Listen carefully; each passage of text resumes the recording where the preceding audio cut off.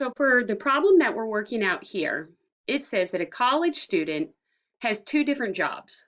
Her combined work schedules consist of no more than 48 hours in 1 week.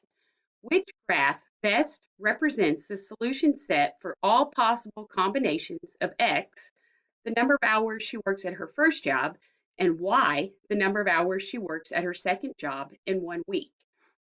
Well, it tells us right here that 48 hours in 1 week is the most that she can work.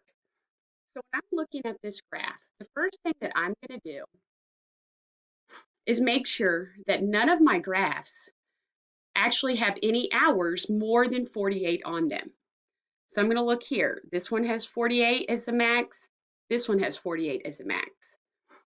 When I'm looking at B right here, I have 48 as the max and 48 as the max.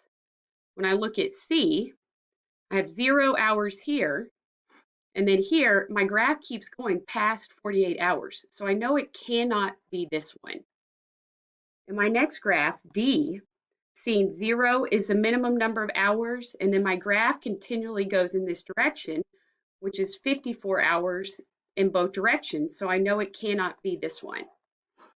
So now when I'm looking at the graphs of A and B, it says she cannot work more than 48 hours. So if you notice, this one is shaded below, and it's shaded below all of the hours less than 48. On B, it's shaded over here, which is showing all the hours more than 48 hours. So I can eliminate this one as well. So I know that my answer here has to be A.